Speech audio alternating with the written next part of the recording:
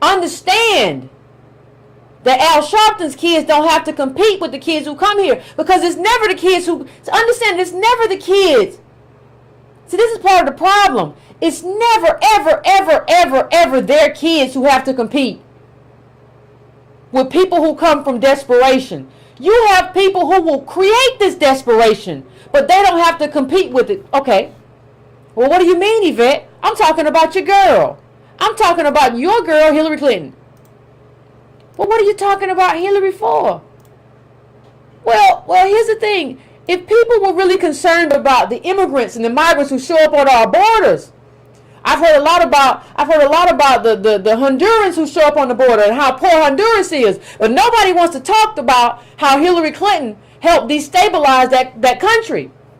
If you were really serious about helping the migrants at the border, you would say, what can we do in terms of our foreign policy?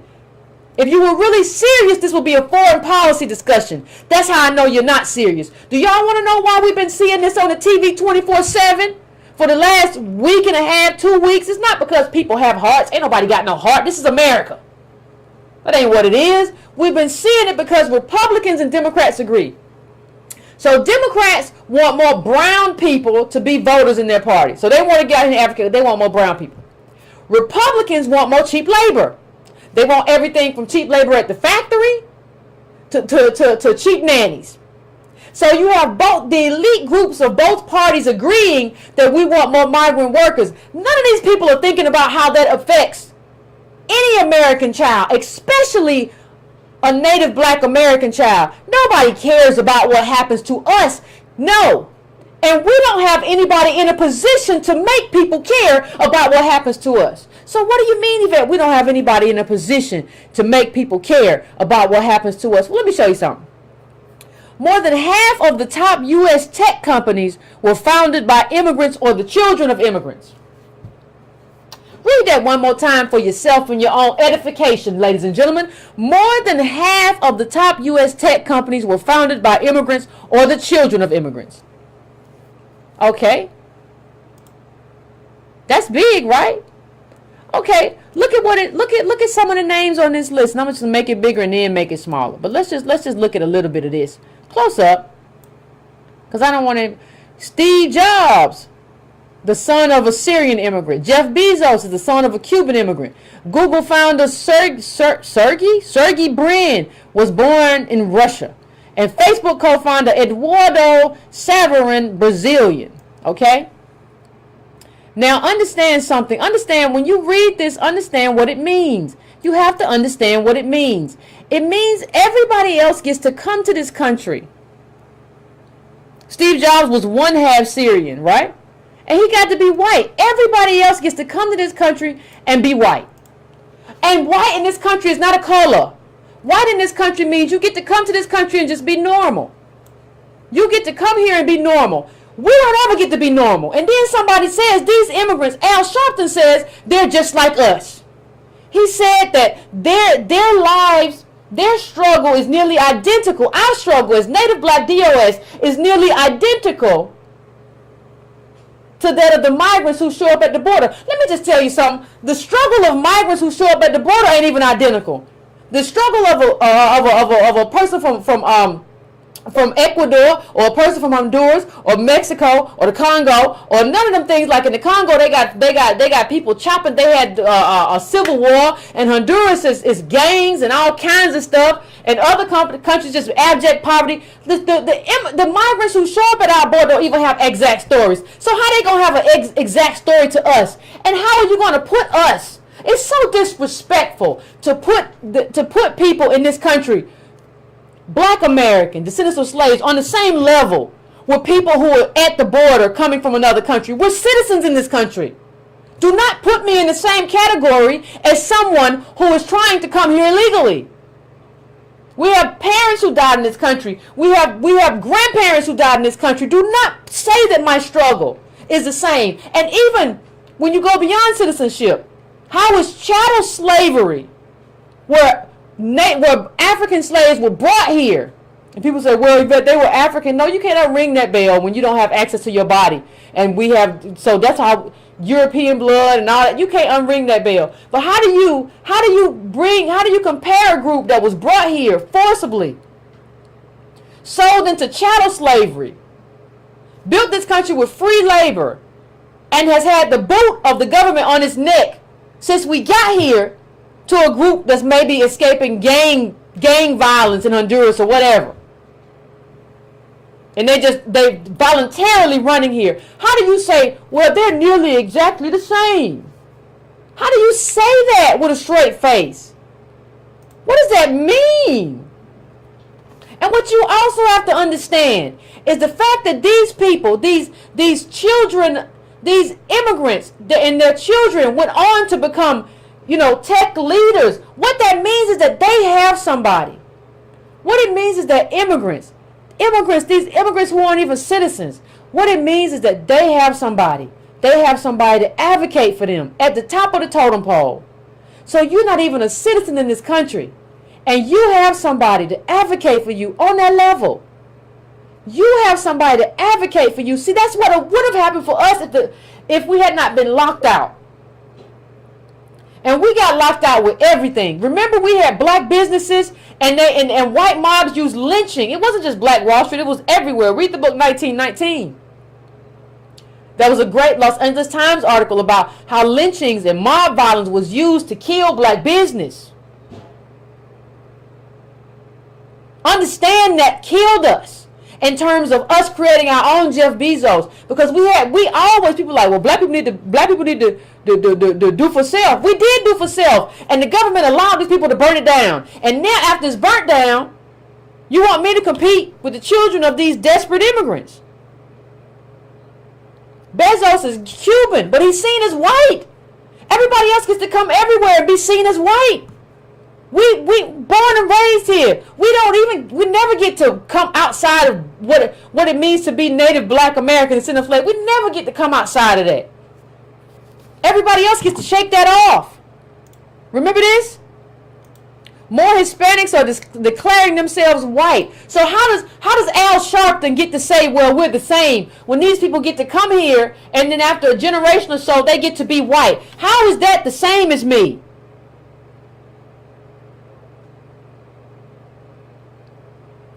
You had Pelosi on Trump's separation of migrant kids. Come near our cubs and you got a problem.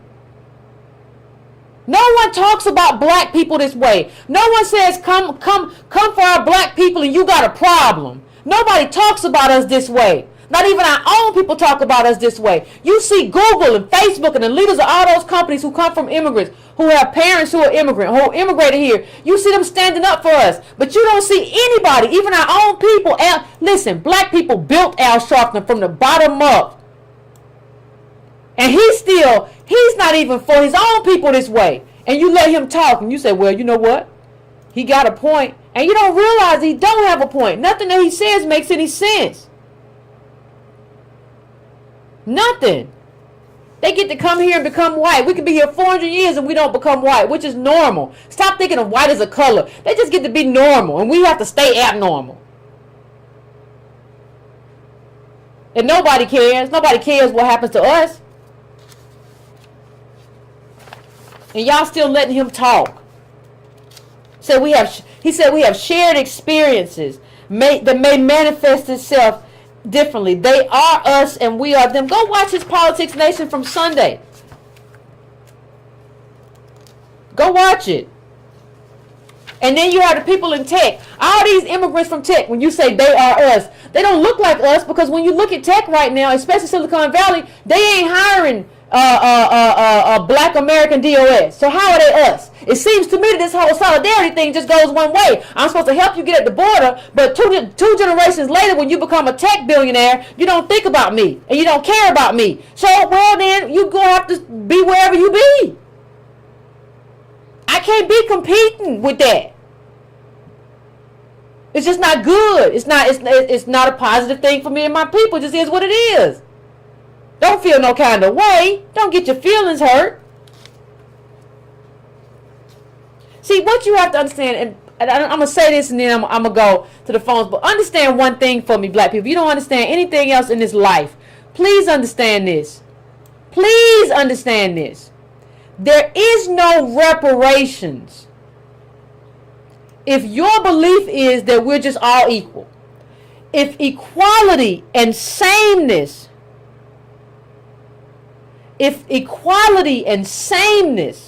are what you are striving for, there will be no reparations. There will never be any kind of redress. Because you're saying that we are the same as people who just crossed the border. Well, if we're the same, then there's nothing special about us. There is no specific justice claim. There is no specific contribution. We're all just equal. I'm not interested in equality. Because we've said before how slaves were more valuable than the railroads and the wealth and all this other stuff. So there is no sameness. There is no equation in terms of what that migrant who just crossed the border is contributing and what my people contributed. There is no comparison. There is none. Understand that you have people right now. There's a lawsuit in Chicago going on right now where you have specifically black men who are saying, especially that they go to construction sites and stuff, and the managers want people who speak Spanish because they speak Spanish. There are discrimination lawsuits about that. Stop it with all this solidarity stuff. There is no solidarity. There is no brown coalition. The only brown coalition exists to put Democrats in office, and that's what they're fighting for. You think these Democrats all of a sudden developed a heart? You know, the specialness that white people have is built into the hold that they have on wealth. Where's our specialness? Everybody who crossed the border, we say they just like us. How? And how does it benefit me to say I'm just like somebody who just got here? What are we bonded on? I just want you to tell me. Are we bonded on ideology? No. We're not bonded. Are we bonded on nationality? No, I'm American and you Honduran or Mexican. No. Are we bonded on language? No, not bonded on language. Are we bonded on some kind of relationship? No, we ain't got no relationship. No. Well, how am I bonded? How am I like these people? And then don't tell me, well, Yvette, there are black immigrants too. Please tell me how I have anything in common with a Kenyan. Anything more in common with a Kenyan than I have with an El Salvadoran. Well, I don't got nothing in common with none of them. I'm just American as everybody else. Stop trying to make me not American. See, what you're trying to do is make me into a foreigner and say, I'm just like these foreigners who just got here. You a lie. Just because America has treated me wrong doesn't mean I'm not American. I'm as American as apple pie. America has mistreated me. America has mistreated me and my people continually. That don't make me not American. I'm just as American as anybody else, more so than a bunch of these people who just got here a generation or 2 generations ago. And you're going to try to tell me I'm just like the immigrants, which you're trying to extricate me from what it means to be American, to put me in a pot of immigrants. No.